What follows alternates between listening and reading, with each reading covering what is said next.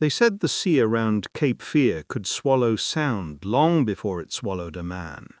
Waves rose and broke against the rocks with a rhythm older than charts or lanterns, leaving only a low, steady roar carried through the tower's stone walls. Inside, the keeper moved in silence, not by choice but because silence was the only company the ocean allowed.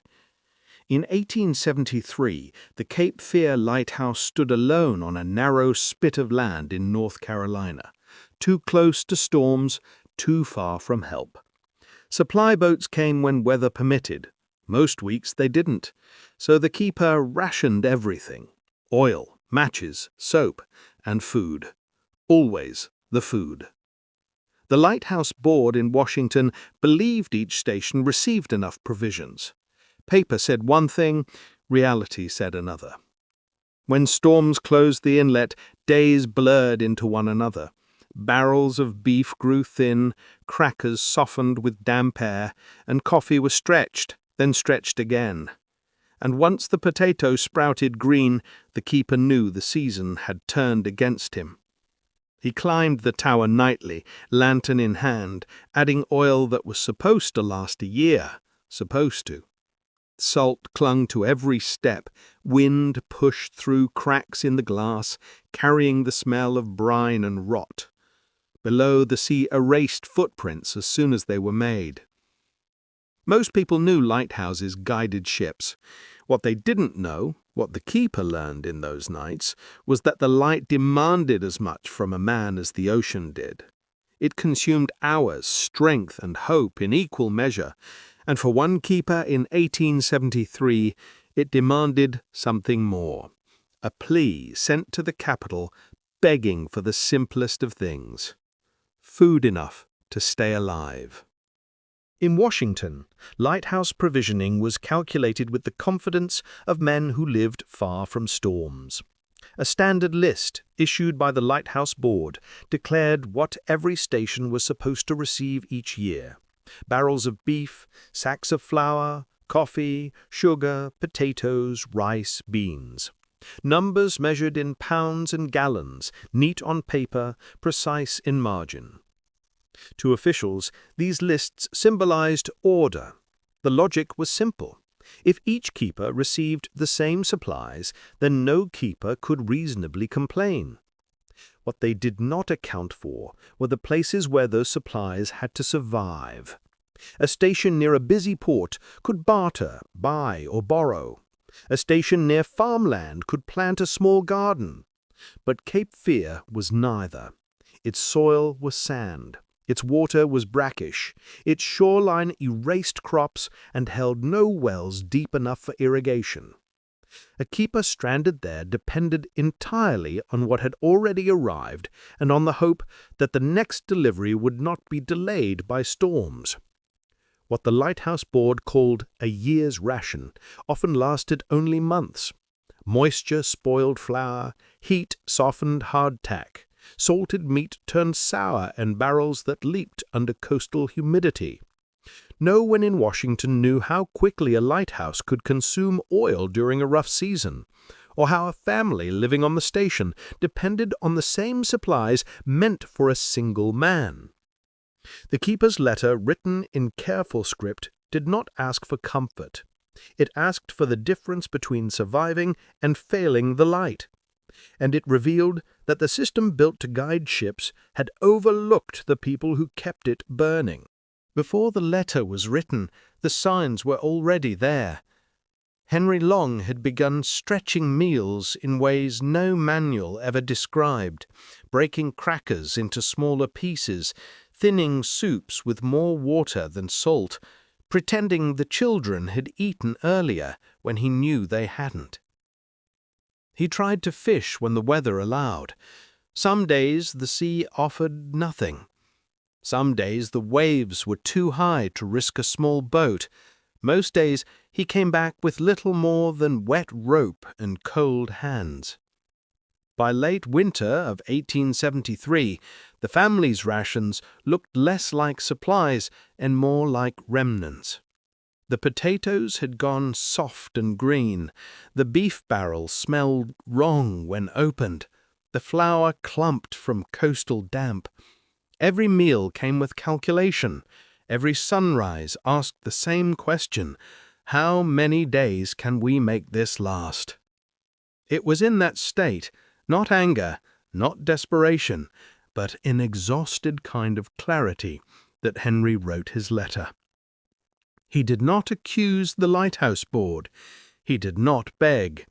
He simply explained the truth, that storms had blocked the inlet for weeks, that fishing was poor, that the land could grow nothing, and that the rations intended for one man were being shared by a family stranded with him.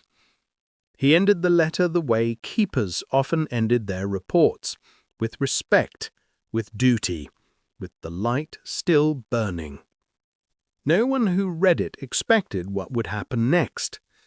Just weeks after the Plea left Cape Fear, before any response could reach the station, Henry Long joined a relative for a brief hunting trip, one of the few ways to supplement their meals. The gun misfired, the shot struck him, and the man who had kept the light alive through storms and hunger died before help could cross the inlet. When Henry died, the lighthouse did not pause. There was no time for grief in a place where a dark tower meant wrecks on the sandbar and widows on shore. So his wife stepped into the role, not because she sought recognition, but because failing the light meant failing everyone sailing past Cape Fear. The board in Washington did not appoint her. They did not amend payroll documents. They did not issue new instructions. But they continued sending the keeper's salary because the station had to function, and the alternative was closing one of the most dangerous passages on the coast. Supplies still arrived, late, inconsistent, often damaged, but enough to keep the lamp burning. What she did not receive was acknowledgement. Every night she climbed the same tower her husband had climbed, lifting buckets of oil that weighed nearly as much as her youngest child. Wind pushed against her skirt as she tried to shield the flame from draughts. Salt scraped her hands raw as she polished the lens at dawn. Her duties were identical to any keeper's. Her name appeared in none of the records. Locals knew she was the one watching the light. Sailors learned her rhythms and trusted them. But when Thomas Jefferson later reviewed her case, he refused to formalize her position, saying the public was not prepared for a woman in such a post. Yet Storms did not share that opinion. For months, longer some said, she tended the Cape Fear Lighthouse alone, her work indistinguishable from any man's, her presence the only barrier between passing ships and the dark. Her story did not end in triumph or recognition. It ended in the same quiet labor that had carried her husband's life, and for a time carried hers too. The work that Henry's wife inherited was more than routine.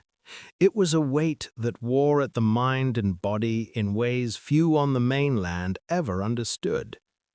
Every 4 hours the lamp had to be trimmed, not roughly, not carelessly, but with precision. The wick straightened, carbon scraped away, flame adjusted until its beam reached the horizon clean and clear.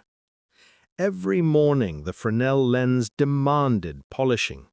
Salt, mist, and smoke clung to its glass panels, and any mark could scatter the beam into useless fragments. She cleaned it with rags she continuously re-washed, hands reddened by the constant abrasion. The tower's steps, over 100 of them, became her ceiling and floor. She climbed them through fatigue, through storms, through loneliness.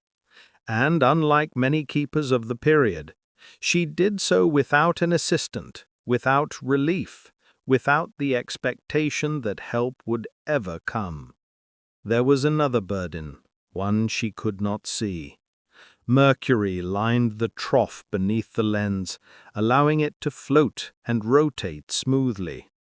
Night after night, keepers breathed its vapor without knowing why. They woke with pounding headaches, why simple tasks felt harder, why their thoughts seemed slower than before.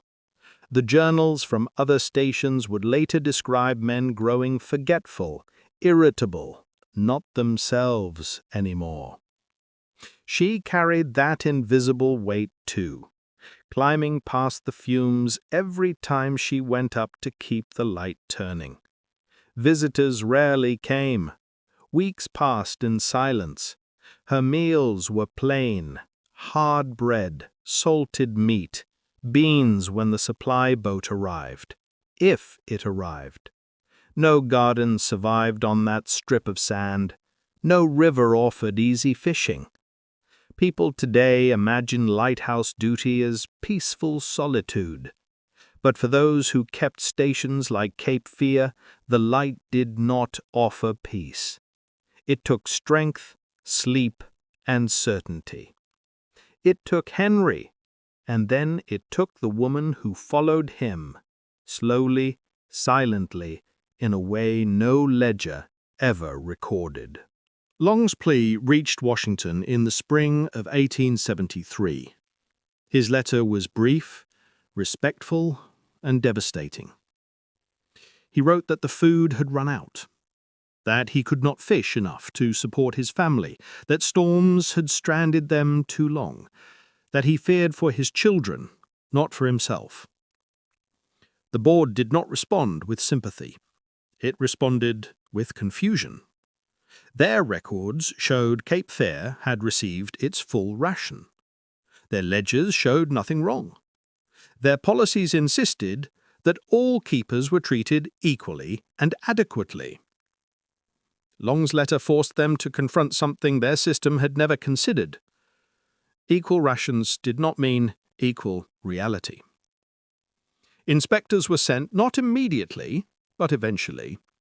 They arrived to find shortages, spoiled goods, and a station that storms had nearly isolated for months.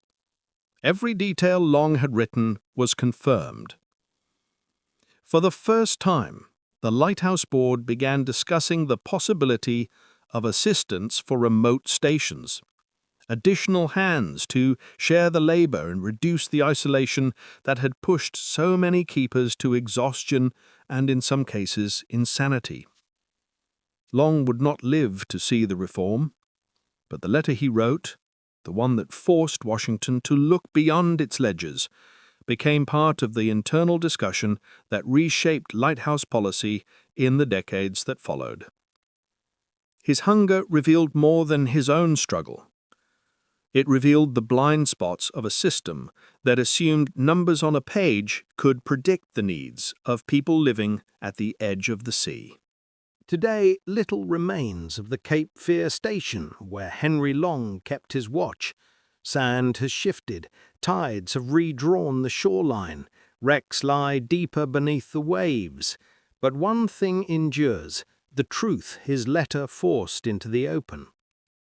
Lighthouses guided ships safely through danger, but behind every steady beam was a person living a life few understood, one measured not in miles of coastline, but in steps up a tower, carrying oil that grew heavier as the body grew weaker.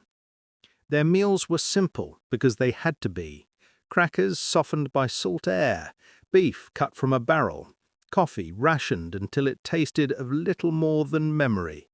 These foods were not comforts, they were survival. Long's plea was not dramatic, it was honest, a quiet appeal from a man who kept the light burning even when he had little left for himself. His story, like so many from the old coastal stations, reminds us that history is often built on invisible labor, on people who endured storms, hunger, danger, and loneliness so that others could move safely through the world. The beam from Cape Fear no longer sweeps the waves, but the reality behind it, the harsh, human truth of what it took to keep that light alive, still shines through the letter of a keeper who asked for nothing more than enough food to continue his work. And in that small request, the whole story of the lighthouse is revealed.